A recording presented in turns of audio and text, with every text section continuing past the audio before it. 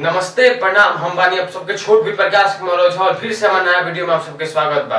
और फिर से नया वीडियो में लेके आ चुकल बानी एक बार बहुत ही सुंदर गाना। पहले एक बार गाना सुनी।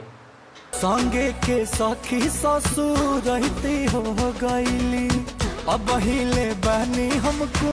और बात करी गाना के बाद तो गाना अंकुश राजा के बाद जो भोजपुरी के सबसे बड़ा म्यूजिक चैनल जगह बेब म्यूजिक कहल जाला, वैसे गाना आइल बा अंकुश राजा के सबसे बड़ा गाना भाई।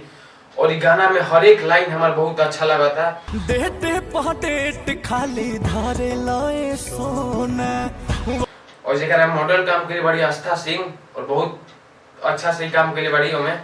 और बात करी वीडियो में बात तो वीडियो क्वालिटी कहीं से काटे लायक नहीं है, बहुत हाई लेवल वीडियो शूट भइल बा। और अंकुश राजा का वीडियो हाई क्वालिटी पर खास दो चार गाना आ पावेला, जल्दी ना ऐसा हाई क्वालिटी पे लावेले, बहुत ज्यादा हाई क्वालिटी पे गाना शूट भइल बा।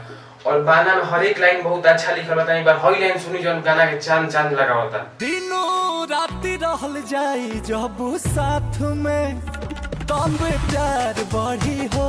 और बात करी म्यूजिक बात तो म्यूजिक बन रहा विक्की बॉक्स। अंकुश राजा के बहुत सारा गाना ये बनावेले विक्की बॉक्स जगह म्यूजिक बनावेले। और एकरा पे हम गाना पे रील भी बनेले बानी अपन इंस्टा चैनल पे। और एक बार हमारे इंस्टा वाला इतनी वीडियो देखी जन हम बनेले बानी गाना पे। संगे के सखी ससुर रहती हो गईली। चलिए ऐसे ही हमारे इंस्टा पे वीडियो देख खाती हम लिंक नीचे डाल देते हैं डिस्क्रिप्शन में, ओकरा पे रोज जाई क्लिक करी और हमारे इंस्टा आईडी के फॉलो करी। और जे भी हमारे वीडियो देखियो पे कमेंट कर दी कि हम यूट्यूब से आइल बनी। चलिए धन्यवाद, बताएं वीडियो सब कैसा लगला। ऐसे मिलते हैं नया वीडियो में लेके, तब तक के लिए जय।